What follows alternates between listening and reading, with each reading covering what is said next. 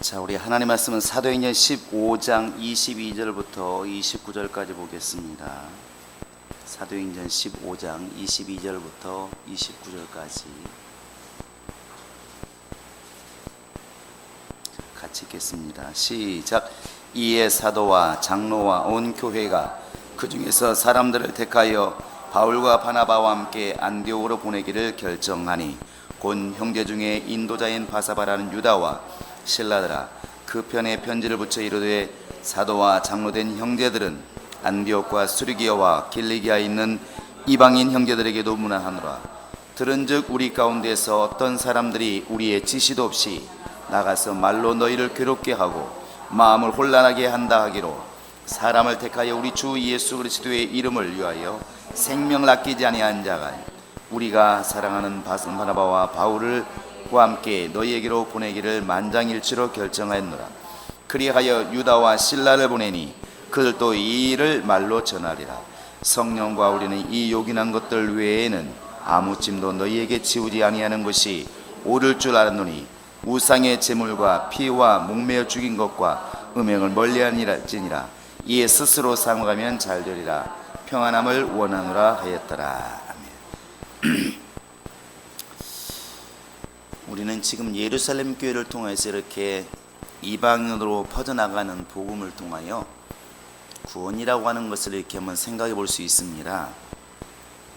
구원이라고 하는 것, 이것은 권세와 어떤 위엄을 이렇게 이야기를 하는데, 이게 율법 시대에서 이제 진리 시대로 이렇게 넘어오면서 당연히 자율성이 강조가 되고 또 억압보다는 이제 해방감이 많아지는 것이죠. 어찌 보면 이 당시 사도행전에서 이게 교회가 한참 세워져 갈 때는 아직까지 교회론이라든지 이런 질서라든지 이런 것들이 확고하게 이렇게 확립되어 있지 않은 상태이기 때문에 더 혼란스러웠을지도 모릅니다. 그러나 분명한 것은 이제 율법처럼 굉장히 엄하고 무섭고 바로 어기면 정말 돌에 맞아 죽는 그런 상황 속에서 마음이 내키지 않아도 살기 위해서라도 지킬 수밖에 없는 그런 상황에서 이제는 안 지켜도 큰 탈이 없는, 또 설사 안 지켜도 이렇게 큰 무리가 없는 이런 상황 속에서 우리가 이렇게 염두에 둬야 될 것은 이렇게 항상 하나님의 구원이라는 것입니다. 많은 사람들이 이렇게 비교를 하죠.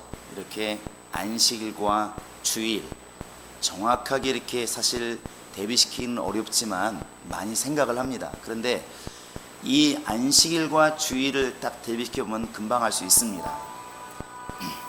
수요일날마다 은혜가 끼치고 있습니다. 우리 정쌤 다음부터는 진동을 꼭 놓으세요. 이제 세 번째 용서 안 합니다. 근데 이렇게 안식일은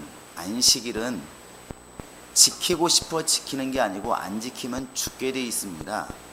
그래서 안식일을 어기면 나무를 하러 가든 어떤 일을 하든 안식일을 지키면 돌에 맞아 죽게 돼 있어요. 그 사람이 신앙이 있고 그를 떠나서 유대인이라면 당연히 지킬 수밖에 없는 상황입니다. 그 당시는 구원이가 밖으로 보이는 것이죠. 안 하면 죽습니다. 매가 보이는 것입니다.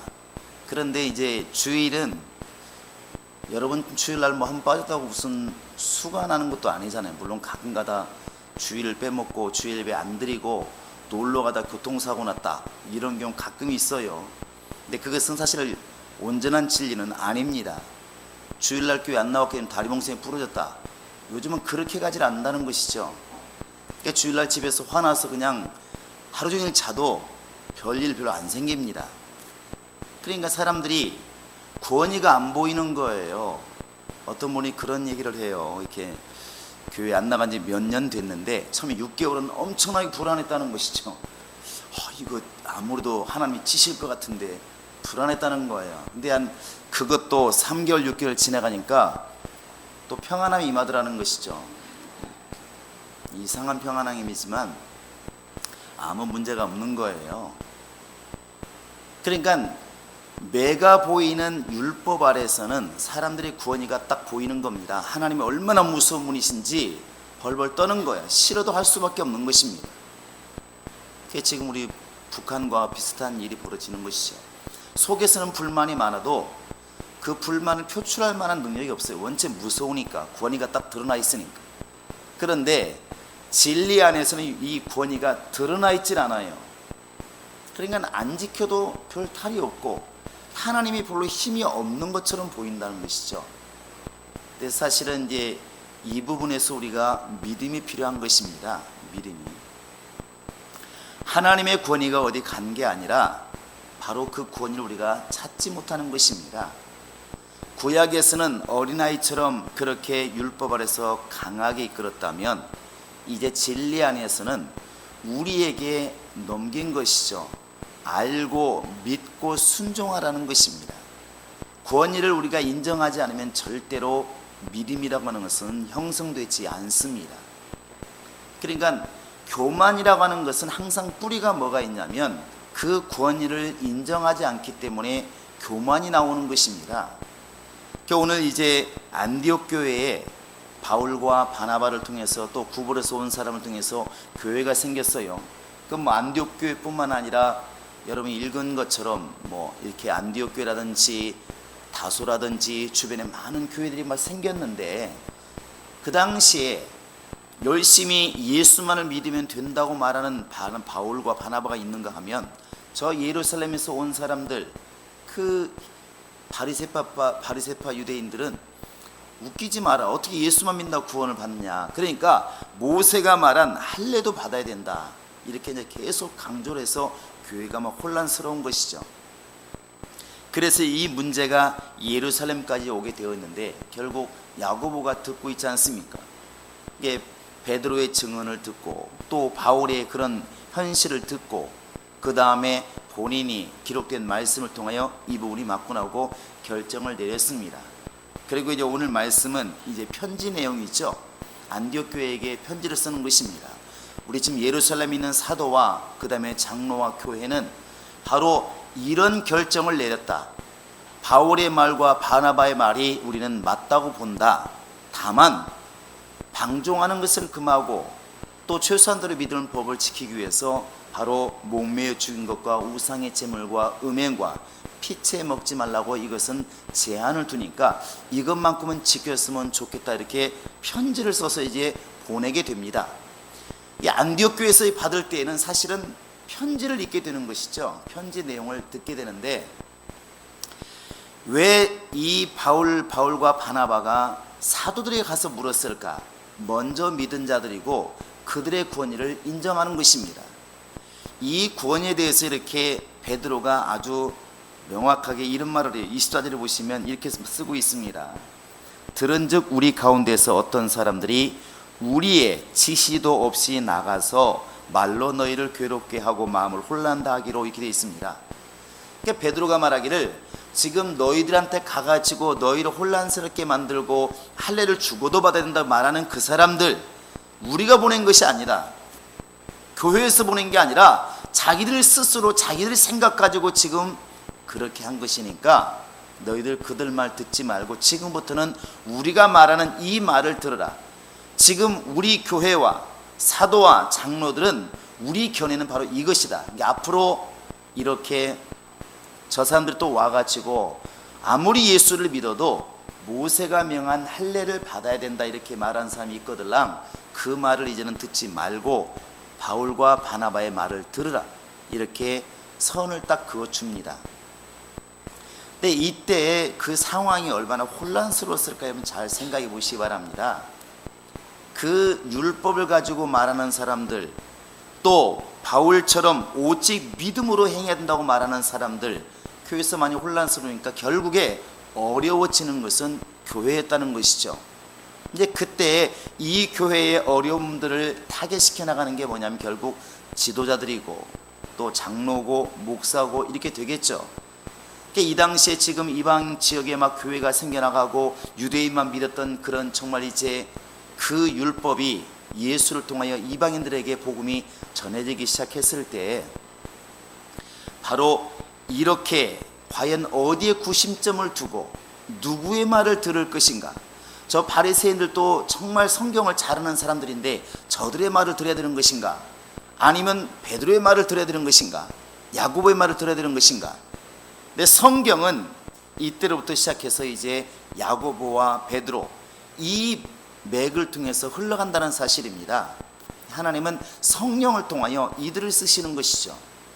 그런데 왜 이런 일들이 자꾸 벌어지고 지금도 마찬가지죠. 왜 벌어지는가 보면 항상 이렇게 친근감이나 편리함 또 익숙함 때문에 이런 권위가 무너지는 것 같아요. 민수기 이제 16장에 가보면은 고라자손 이야기가 나옵니다. 물론 그 전에 정탐하고 돌아오기도 하고 이스라엘 백성들이 불만이며 거의 하늘을 찌르는 것이죠. 그런 상황이다 보니까 고라 자손들이 가만히 보니까 이 모세가 인도를 잘못하는 것 같기도 하고, 이렇게 온 백성이 뭔가 불만이 많을 때는 뭐가 잘못하고 있는 것이 아닌가, 아마 이런 배경이 깔려 있었겠죠. 그게 이제 고라 자손이랑 이제 반기를 든 것입니다. 우리도 제사장이 되겠다 이것이죠. 우리도 제사장이 되겠다.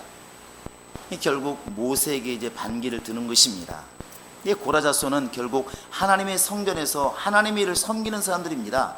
굉장히 귀한 직분을 가지고 일하고 있는데 그들이 결국 모세에게 같이 이제 제사장을 하자는 것이죠. 근데 이 말이 저 밖에서 일하는 농민들에게서 나오는 게 아닙니다. 모세가 항상 제사 드리는 것을 보았고 아론 계통의 제사 드리는 걸 본 사람들이에요. 늘 보니까 뭐 어려운 것도 없습니다. 소 잡는 거 다 봤고, 양 잡는 거 다 봤고, 떡 드리는 거 다 봤고, 촛불 관련 거 다 볼 수 있잖아요. 알지 않습니까? 이들의 행동을 옆에서 가장 가까이 보는 거예요. 그러기 때문에 나도 할 수 있다는 생각이 당연히 든다는 것이죠. 이게 이제 보통 문제가 아닌 것입니다. 그들 눈에는 모세와 아론은 보이는데 하나님이 안 보이는 거예요. 이게 이제 문제인 것입니다. 익숙함이라는 것이 문제가 되는 것이죠. 또 사무엘상 13장에 가보시면 사울왕이 나옵니다. 초대 왕이 얼마나 큰 직분이고 대단한 사람이잖아요. 그런데 결국 그 당시에 사무엘이 와서 제사를 드려야 되는데 제사장이 사무엘이니까, 근데 결국 사울왕이 스스로 제사를 드립니다. 드릴 만한 이유가 있어요. 왜냐하면 적군은 지금 저 앞에 코앞에 와 있고 백성은 제사들을 다 모였다가 안 오니까 자꾸 흩어집니다. 그게 마음이 얼마나 조급했겠어요. 그러니까 가지고 와라, 재물을 가지고 와라. 왜요? 제사를 내가 드려야 되겠다. 드린 겁니다. 그러면 사울이 그 전에 사무엘이 제사 드린 것을 한 번도 안 봤을까요? 봤을 겁니다. 그동안에 많이 봤다고요. 제사장들이 하는 걸 많이 봤을 겁니다. 그런데 그 많이 본 것이 오히려 이에게는 화가 되는 것이죠. 그 뭐 어렵나, 내가 드리든 사무엘이 드리든 급하니까 드리면 되는 것이지. 그래서 사무엘 제사장을 통하여 제사를 드려야 될 그 일이 이제 사울이 급하니까 자기가 제사를 드린 겁니다. 제가 볼 때는 아마 절차대로 잘했을 거예요. 잘했을 것입니다. 그런데 성경은 절차를 따라 잘 드렸다고 그 제사를 받았다고 나와 있지 않다는 것이죠. 오히려 뒤늦게 온 사무엘이 어찌된 일이십니까? 그리고 사울을 책망합니다. 사람의 일이라면 오히려 사무엘이 그때 사울이 화가 나야 맞다고요. 당신이 늦게 왔기 때문에 이런 일이 벌어진 거 아니겠습니까? 늦게 온 게 잘못이지. 당신이 안 오니까 지금 적군은 눈앞에 와 있고 쳐들어오려고 그러고 백성은 흩어지는데 뭐 어떻게 해야 되겠습니까? 사람의 예대로 보면 사울이 어떻게 보면 합리적으로 잘 한 거예요. 그런데 사무엘은 오히려 사울을 책망하고 사울이 득해서 왕에게서 밀려난 하나의 근거가 된다는 것이죠. 왜 그럴까요? 분명히 합법적으로 보면 사울이 그렇게 큰 잘못했습니까? 사무엘 늦게 온 게 잘못이지, 아니 감히 하나님께 드리는 제사 시간에 늦는 게 어디 있습니까? 말이 안 되는 겁니다. 그런데 바로 하나님께서 왕은 왕으로서 제사장은 제사장으로서 이렇게 구원의를 주었는데 그 구원의를 무시했다는 것이죠. 사울이 볼 때 너무나 익숙하고 누구나 할 수 있는 것 같으니까 그 구원의를 결국 무시한 겁니다. 아니 내가 보니까 뭐 어려운 것도 아니더만, 우리 흔히 그렇게 한다는 것이죠. 이것이 옛날에만 있느냐? 그건 지금도 마찬가지입니다. 지금도 간혹가다 이렇게 직분자가 세워질 때 많이 있어요. 그런데 월등히 뛰어난 사람이 아예 교회에 먼저 온 사람, 먼저 와서 월등히 뛰어난 영감과 뛰어난 성령 지식을 갖고 있는 사람이 직분을 맡으면 별로 그럴 일이 없어요. 그 사람이 모든 게 앞서 있으니까. 그런데 문제는 늦게 왔는데 보니까 별로 뭐 엄청난 차이가 나는 것도 아닙니다. 그런데 만약에 이 사람이 직분자로 세워지면 이제 주변 사람들이 볼 때 별 차이가 없는 거예요. 보니까 예배 인도하는 것도 뭔가 좀 어설프고, 그러니까 모르는 사람들은 그냥 투덜투덜하고 말지만 가까이 있는 사람들이 결국 반기를 드는 것입니다. 이게 뭐야? 에이, 도대체 저런 사람은 어떻게 구역장이라고 이렇게 말하게 되는 것이죠. 너무나 익숙하니까. 근데 그런 익숙함이 오히려 하나님의 구원을 자꾸 잊어버리게 만든다는 것입니다. 분명히 직분을 주는 자도 직분을 받을 때도 우리는 그렇게 배웠습니다. 직분은 분명히 하나님이 세우신다. 그래서 교회에 목사와 교사와 가르친 자와 봉사한 자와 이것을 세우신 것은 예수의 몸된 교회를 세우기 위해서 하나님께서 세우시는 직분을 주시는 것이다, 이렇게 배웠습니다. 모든 직분은 하나님이 주신다, 이렇게 알고 받았는데 실제로 현실에서 일할 때에는 그 사람과 나를 비교한다는 것입니다. 능력이 있고 없고 이렇게 비교한다는 것이죠. 그런데 그 모세가 과연 아론보다 뛰어났을까? 그건 아닌 것 같아요. 성경 보시면 알겠지만 아론이 훨씬 말을 잘했습니다. 하나님께서 인정할 만큼 네 형 아론이 있지 않느냐, 그가 대신 말할 거니까 걱정하지 마. 너 말 못하는 거 걱정하지 마라. 말은 훨씬 아론이 잘했다는 거죠. 또 그러면 인간적인 능력에서도 모세보다 뛰어난 사람이 없었겠습니까? 많이 있었을 겁니다. 그런데 사람들이 모세는 보이고 모세를 세우신 하나님의 구원이가 안 보이는 거죠. 이것이 결국 교만으로 나아가는 것이고 자만, 나도 할 수 있겠다는 자만이 나오게 되는 것이고, 그게 바로 이제 타락이라는 것입니다. 근데 이렇게 가는 타락은 눈에 안 보이는 게 문제라는 것이죠. 신약 시대의 하나님의 구원은 눈에 안 보입니다. 스스로가 깨닫지 않으면, 스스로가 그 권위를 세우지 않으면 안 보인다는 게 문제가 있는 것입니다. 다만 심판이 저 뒤에 있으니까 그게 항상 문제입니다. 그래서 오늘 말씀에도 마지막 결론을 어떻게 맺고 있냐면 이렇게 하고 있습니다. 29절 한번 읽어볼까요? 29절입니다. 시작. 우상의 제물과 피와 목매어 죽인 것과 음행을 멀리할지니라. 이에 스스로 삼가면 잘되리라. 평안함을 원하노라 하였더라. 그 편지의 결론이 뭐냐면 이에 스스로 삼가면 잘되리라 그랬어요. 이 말을 우리는 크게 듣기를 바랍니다. 스스로 삼가면. 따라서 스스로 삼가면. 시작. 스스로 삼가면. 이런 경우 교회도 가끔 이런 분들이 있더라고요. 부탁을 해요. 목사님 좀 어떻게 좀 강하게 좀 때려가지고 좀 이렇게 그냥 다리 뭉텅이를 부러서라도 그냥 팍 좀 어떻게 목사님 강하게 좀 해보세요. 그런데 믿음이라고 하는 것은, 그러면 과연 믿음에 무슨 필요가 있냐는 것입니다. 믿음은 깨닫게 하고 설득해서 알려줄 수는 있어도 선택은 결국 자신이 하는 것입니다. 예수님께서 나를 믿는 자는 살리라. 그럼 우리 이렇게 말할 수 있어요. 그 길밖에 없다면, 그 길밖에 없다면 정말 목을 끌어당겨서라도 데리고 가야지. 아니 말로만 나를 따르라. 부자 청년이 그냥 갔습니다. 아니 가는데 왜 그냥 두십니까? 목을 끌고 데리고 가야지. 사람들은 이렇게 말을 해요. 예수님께서는 그냥 가라는 것이죠. 가고 싶으면 가고 오고 싶으면 오라는 것입니다. 나는 그 선택에 대한 결과만 나중에 하겠다는 것입니다. 그래서 믿음이란 단어가 매우 큰 것입니다. 믿음이란 단어가 구약시대에서는 하나님이 명하신 것을 하지 않으면 반드시 보응이 옵니다. 직분이 되었든 순종이 되었든 계명이 되었든 그 말을 따르지 않으면 바로 보응이 와요. 그런데 신약에 와서는 교회의 이름으로 아무리 직분을 주어도 다 싫어요. 아니면 말 않고 그냥 싫어서 감당을 안 해도 아무런 문제 없습니다. 무슨 문제가 있나요? 또 와서 예배라든지 또 직분자리에서 내가 아무리 항변하고 달라들고 다툰다 할지라도 무슨 일이 벌어지나요? 아무 일이 안 벌어집니다.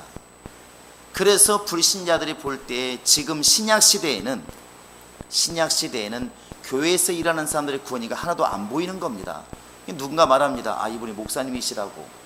목사님이 좀 기도 좀 해주면 어떨까? 아이고, 목사가 기도해서 뭐 나올 것 같으면 뭐 누가 못 낳겠어? 목사가 뭔데? 이렇게 말하잖아요. 목사는 아무것도 아닙니다. 경찰서 가봐도 그래요. 아니, 목사님이신데 그래도 소용없습니다. 목사는 뭐 밥 안 먹고 사나? 이렇게 말한다는 것이죠. 음전도 가끔 그래요. 음전도 가다 보면 밤에 걸리잖아요. 근데 그런 말 안 하면 좋은데 꼭 이제 집사님들을 모시고 가면 말을 먼저 해요. 딱 쓰면 그냥 불고 하면 되는데 옆에서 아, 목사님이세요. 그러면 경찰이 믿는 분 같으면 아, 그러십니까 보내는데 안 믿는 분들도 있잖아요. 또 그분들은 그럽니다. 아, 목사는 뭐 술 안 먹어? 더 먹어요. 아, 괜히 얘기해가지고. 이게 무슨 얘기냐면 구약처럼 모세가 말하니까 쉽게 말하면 징계가 임하고 사람이 막 죽는 일이 벌어지고 문두병이 막 들고 지팡이 던지니까 뱀이 되고 막 이런 일이 벌어지면 불신자들도 두려워합니다. 근데 지금 신약 시대에 믿음 없는 사람 볼 때 과연 믿음을 가지고 일하는 직분자들이 무슨 권위가 있냐는 것입니다. 그래서 믿음이란 단어가 크다는 겁니다.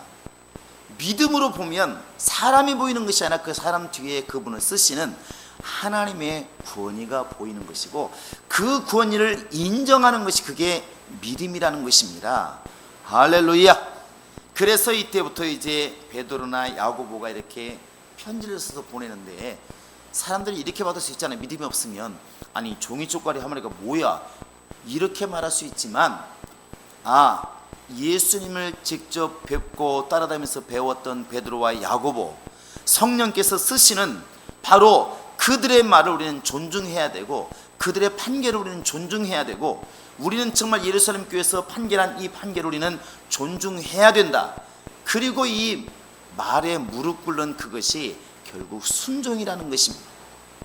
순종이라는 것이죠.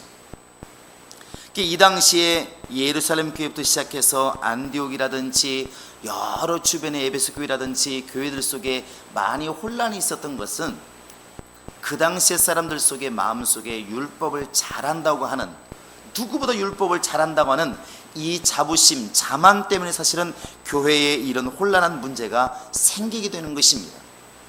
그러나 이런 문제를 바로 성령이 이제 가지치기를 하시는데 결국 사도들을 통하여서 이 문제를 결판내게 하시고 최소한들의 변만 지키면 좋겠다. 대신에 믿음에 흔들리지 말고 믿음 안에 좀 바로 세웠으면 좋겠다 하는 것을 이렇게 명령하고 있다는 사실입니다. 여러분 우리는 이러한 것을 보면서 아, 이 당시에 이런 일이 있었구나 참 혼란스러웠겠다 보지 마시고 오늘 우리를 지금 보시기 바랍니다. 우리가 얼마나 말을 쉽게 하는지 얼마나 하나님의 권위를 자율적이라는 것 때문에 함부로 무시하고 있는지 우리는 돌아봐야 된다는 것입니다. 오히려 구약처럼 매가 보였더라면 매가 무서워서도 하지 않았을 텐데 안 보이기 때문에 너무나 하나님의 권위를 우리가 무시하고 있다는 것입니다. 이 당시에 이제 바울과 바나바가 이 사건 다음부터 또 제2차 선교 여행을 떠나게 됩니다. 근데 그때마다 바울이 지금 베드로보다 율법적인 지식이 없어서 유대인다운 그런 행동의 습관이 없어서 지금 묻는 게 아닙니다. 바울은 분명히 스스로 예수를 만났고 그가 정말 직접 예수를 만난 사람이지만 그러나 구원을 인정하고 있다는 이 사실을 우리 스스로가 좀 크게 여기시기 바랍니다. 우리 행복한 교회 성도들은 사람과 사람을 자꾸 비교하면 틀림없이 교만과 자만이 나옵니다. 사람을 쓰시는 하나님의 권위를 좀 볼 수 있는 눈을 갖기를 바라고 그 권위를 인정하는 그런 믿음으로 영적 생활을 좀 잘했으면 좋겠습니다. 아마 성령이 이런 것들을 깨우치시고 이런 것들을 통해서 아마 교회를 세워나간다고 생각합니다. 그것이 바로 교회의 능력이지 않겠습니까? 우리 모두가 다 지혜로운 사람들이고 지식도 있고 때로는 환경이 뛰어날 수도 있지만 오늘 이 시간 이 자리에서 하나님이 어떤 사람을 세우면 그 사람을 세우신 주님의 권위를 인정하고 순종할 줄 아는 그런 지혜와 그런 믿음이 우리 안에 있기를 바랍니다. 그 믿음이 있어야 교회가 사는 것이고 내가 사는 것이고, 그게 진리 안에서 참 믿음을 가지고 있는 사람입니다. 우리 모두가 이 권위 앞에 순종하는 우리 모두 되시기를 주의 이름으로 축원합니다. 이 시간 우리 다 같이 기도하겠습니다. 기도할 때 하나님, 내가 정말 이 신약 시대에 행하지 않아도 행해도 아무런 증거가 없을지라도 우리를 쓰시는 주 예수의 권위를 인정하게 도와주시고 하나님의 권위를 인정하게 도와주시고 그 권위 앞에 무릎 꿇고 순종하는 나의 믿음이 되게 하소서. 다 같이 우리 기도하시겠습니다. 살아계신 하나님 아버지, 우리 아버지 하나님이 성령을 함께 하시고 인도하여 주시옵소서. 우리의 영혼을 깨우시고 이끌어 주어서 하나님의 성령 안에서만 내 영혼이 살게 도와주시고 하나님의 능력 안에서만 내 영혼이 살게 도와주시고, 살아계신 아버지 하나님, 하나님의 권위 앞에 무릎 꿇는 지혜가 있도록 우리 아버지 하나님이 역사하여 주시옵소서. 살아계신 아버지 하나님, 살아계신 하나님의 권위를 알게 하여 주시옵소서.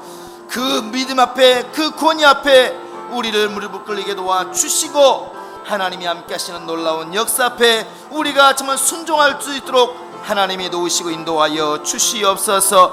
주께서 우리 모두를 기억하여 주시옵소서. 우리 모두에게 겸손함을 주시옵소서. 살아계신 아버지 하나님, 우리 모두가 믿음으로 살기를 원합니다. 우리가 하나님의 권위를 인정하며 살기를 원합니다. 아버지여, 우리와 함께 하시고 아버지여, 우리에게 은혜를 더하시고 아버지여, 우리에게 생명을 더하여 주시옵소서. 주님의 역사만이 충만할 수 있도록 인도하여 주시옵소서. 살아계신 아버지 하나님이 성령을 함께 하시고 인도하여 주시옵소서. 역사하여 주시옵소서. 역사하여 주시옵소서. 역사하여 주시옵소서. 우리 이 시간 다시 한번 기도할 때, 이제 돌아오는 주일이 추석 명절인데 우리 성도들 친척을 만나든 또 고향을 다녀오든 안전사고 없게 도와주시고 원수와의 모든 싸움에서 승리하게 도와주시고, 정말 이런 명절이 오히려 주 예수의 영광을 때는 좋은 기회가 될 수 있도록 인도해달라고 다 같이 우리 성도들을 위해서, 이 명절의 승리를 위해서 다 같이 우리 기도하시겠습니다. 살아계신 하나님 아버지, 정말 이번 명절을 통해서 우리 성도들 깨어나게 도와주시옵소서. 능력 있게 하여 주시옵소서. 하나님 아버지여, 예수의 얼굴이 되어서 예수의 믿음이 되어서 예수의 이름을 가지고 승리하게 도와주시고 강하게 흐르는 저주를 다 끊어버리게 도와주시고, 하나님 아버지여, 주 앞에 바로 쓰임받는 모든 성도가 될 수 있도록 우리 아버지 하나님이 함께 하시고 인도하여 주시옵소서. 성령과 은혜가 충만하게 도와주시고 믿음이 충만하게 도와주시고 하나님이 함께 하시는 복된 역사가 있도록 우리 아버지 하나님이 도와주시고 간증을 가지고 주 앞에 돌아올 수 있도록 우리 아버지 하나님이 함께 하시고 인도하여 주시옵소서. 주 예수께서 역사하시고 인도하여 주시옵소서.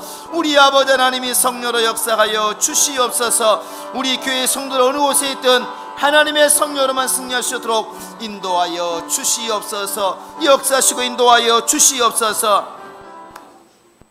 살아계신 우리 하나님 아버지, 이 땅에 사는 동안에 하나님의 이름을 기억하게 도와주시고 하나님의 능하신 손을 기억할 수 있도록 역사하시고 도와 주시옵소서. 오늘 또 주의 이름으로 교회를 세워 일하시는 우리 주의 성령을 우리가 볼 수 있는 눈을 갖게 도와 주시고 그분의 정말 권위를 인정하는 믿음을 갖게 도와 주시옵소서.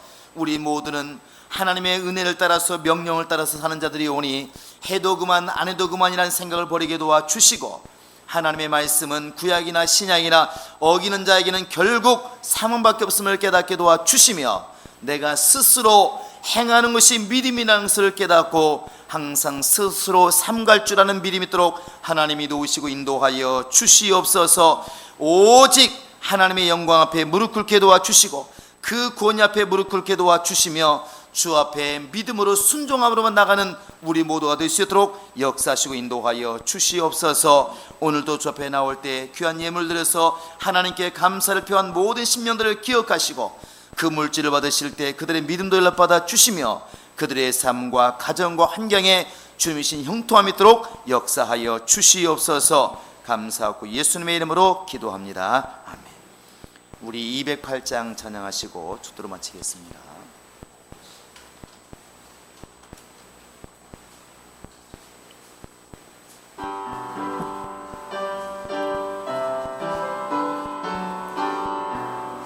내 주의 나라와 주 계신 성전과 피 흘려 사신 교회를 늘 사랑합니다.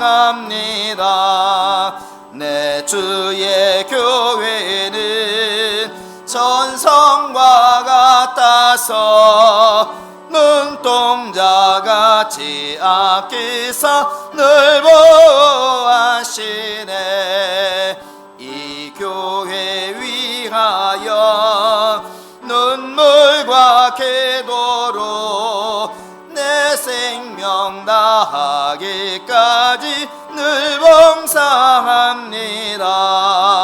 성도의 교제와 교회의 위로와 구주와 맺은 언약을 늘 기뻐합니다. 하늘의 영광과 베푸신 은혜가 진리와 함께 영원히 시온에 넘치네.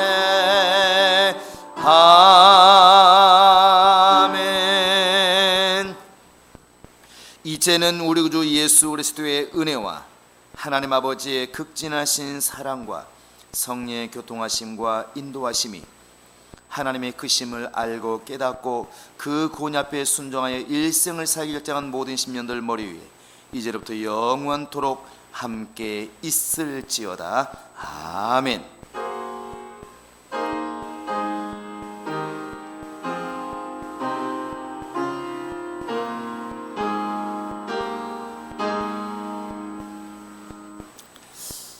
이제 추석 명절 다가오고 있는데 여러분 정말 어쨌든 명절 때 영적 관리 좀 영혼 관리 잘 하시고 어쨌든 주변 친척과 또 친척들과 또 만난 이들에게 복음을 잘 전할 수 있는 기회를 삼아 주시기 바랍니다. 자, 우리 하나님께 모든 영광 돌리겠습니다.